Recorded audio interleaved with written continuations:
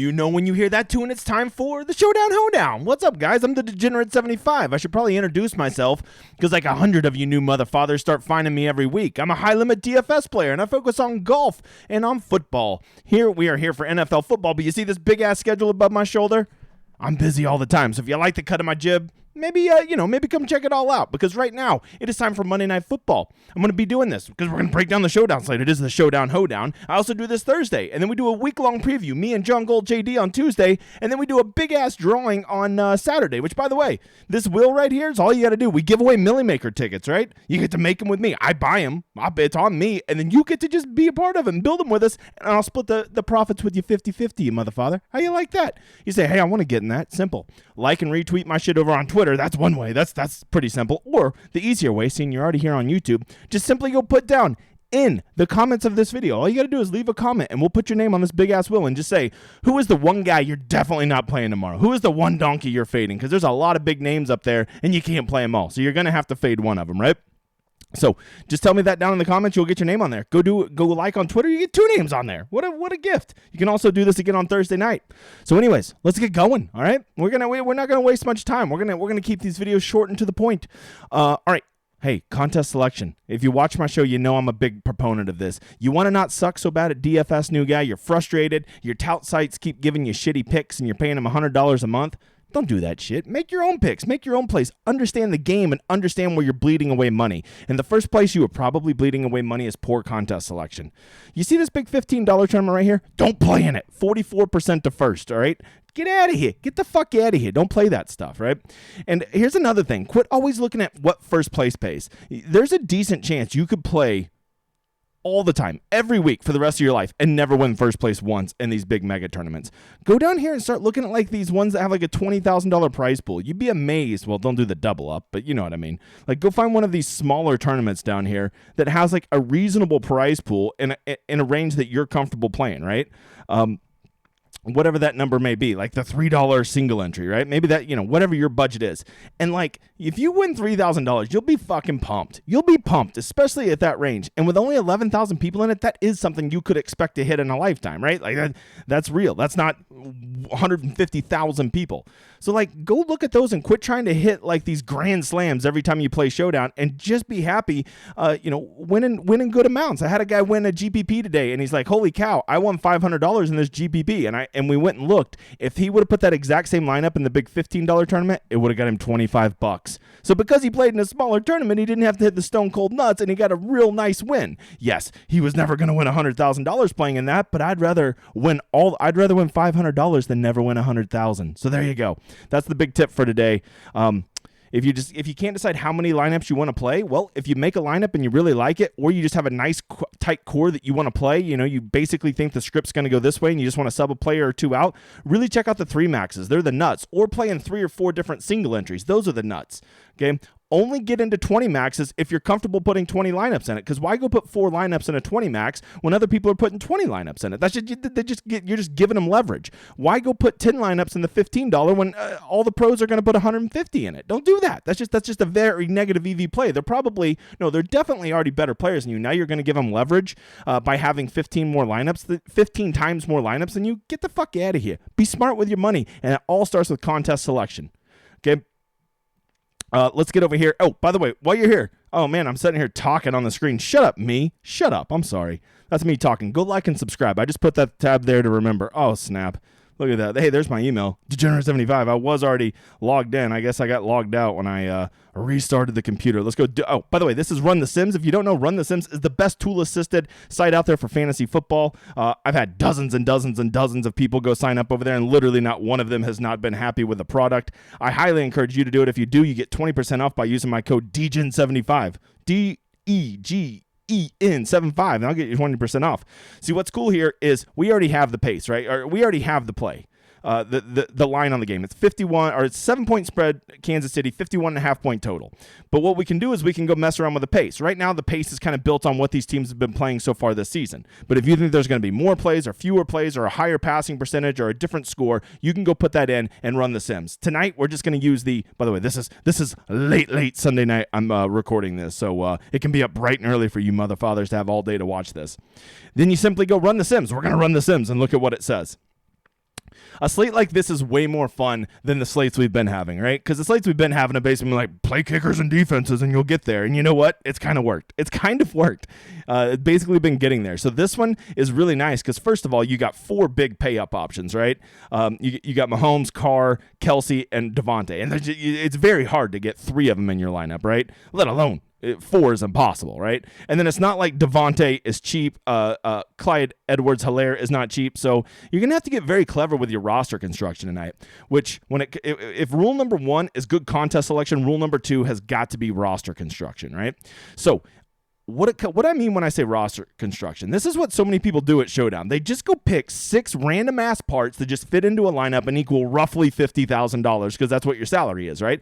That's fucking stupid. Don't do it, Bob. Come on, be better than that, new guy. When you make a lineup, you should be very cognizant of how this lineup could work. Tell yourself a story and tell me how all 6 parts of that lineup, all 6 parts of that story can work to make a cohesive story that would make sense, right?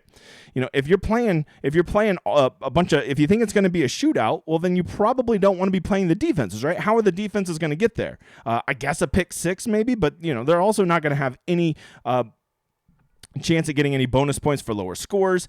They're also going to be, they're just going to be less likely to score in a shootout. Or if you think that cheap wide receivers are going to be the nuts tomorrow, then you probably don't want to play kickers because a cheap wide receiver is going to get to 10, 12 points so much more frequently than a kicker in a shootout type game. So once you have your narrative, whatever you think your narrative is, maybe it's that the Chiefs blow them out. So you go play 5 Chiefs and 1 Raider and you play 1 Raider pass catcher to run it back, right? Maybe you want to be contrarian and you're going to play the Raiders are going to blow out the Chiefs. Okay, well, that'd be very easy. Go play 4 Raiders and maybe 4 or 5 Raiders, 1 or 2 Chiefs, and you're going to have a very different build. Whatever script you like. Maybe another super contrarian won't be. This is going to be a low-scoring game. I don't give a shit what narrative you pick or what script you pick, but what you do is once you pick it, you make sure to build around that, right?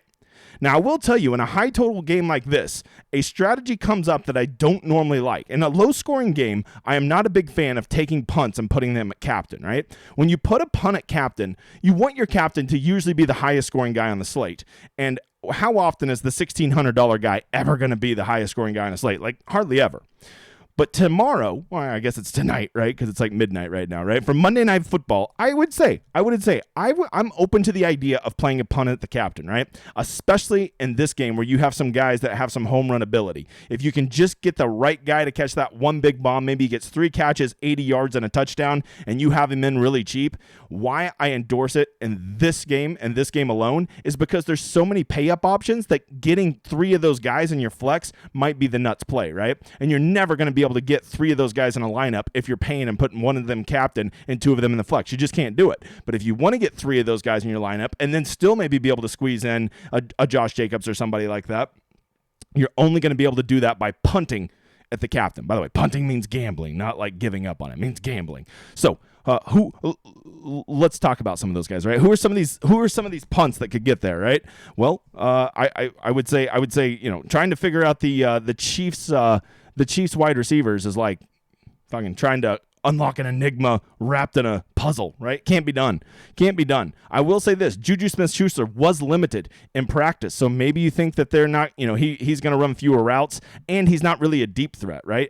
I don't love Juju as a captain. And the only way he's going to get there is just through straight volume, and he just hasn't been that consistent this year. I want my captain to be somebody that has big play potential, right? And so that, to me, that like instantly marks out Juju. So when I think of big plays, who do I think of? I think of like Hardman, right? I mean, how often do you see him catch the one bomb? A very, very viable play. And at only $4,600, that's only going to cost you $6,900 the captain spot.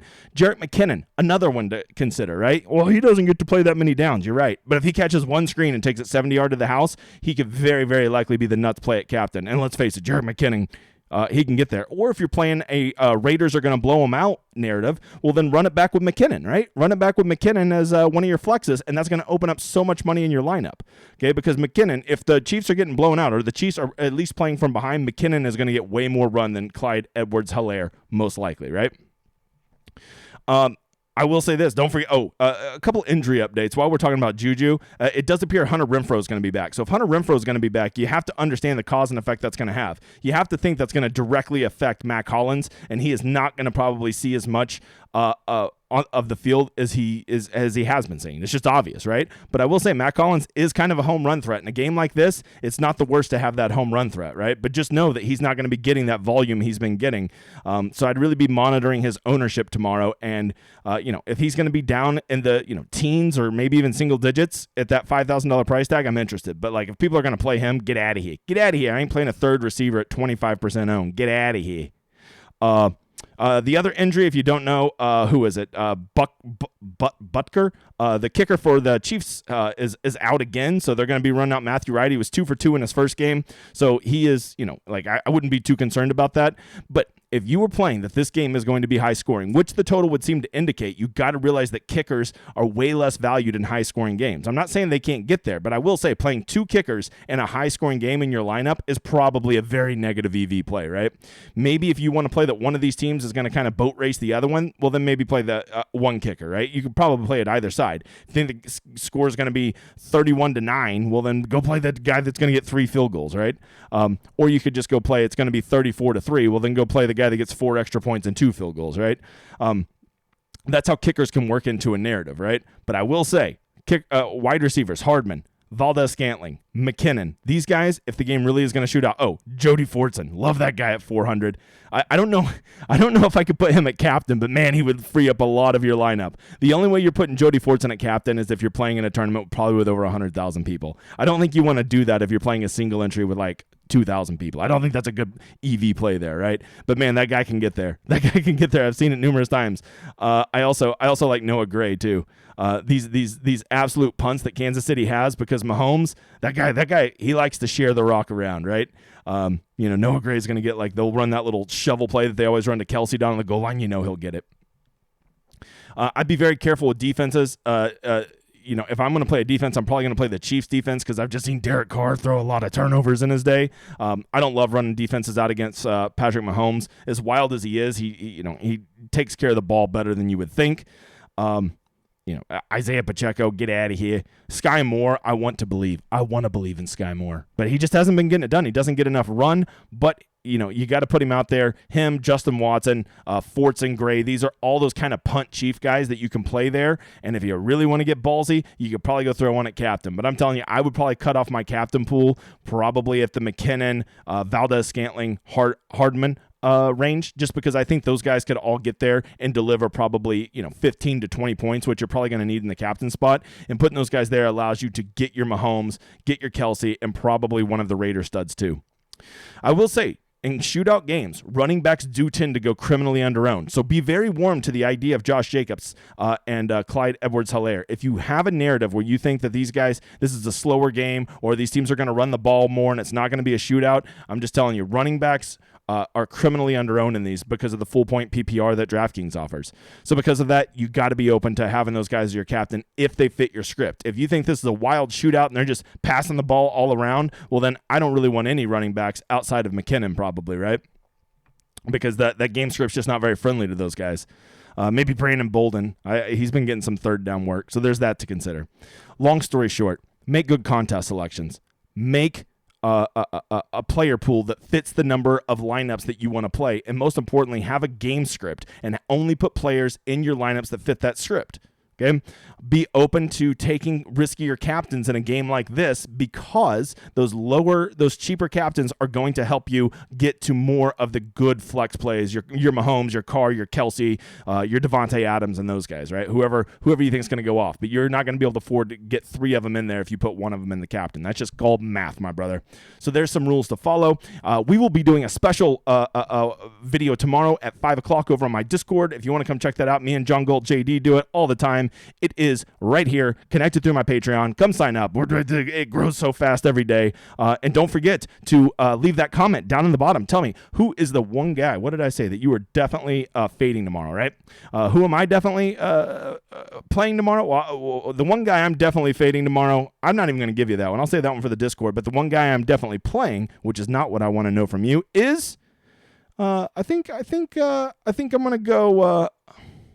I think I'm going to go Josh Jacobs just because he's going to be criminally under-owned. That's just what I think. Maybe if I see he's chalky, I'll change my mind, but I think he'll be under-owned. Make sure to get your name on the will. I appreciate you guys being here. Come check out all my shit. I hope you've enjoyed this show. I hope you enjoy this outro. We'll see you tomorrow for week-long preview of week number 6. Jesus, what is life? Later, motherfather.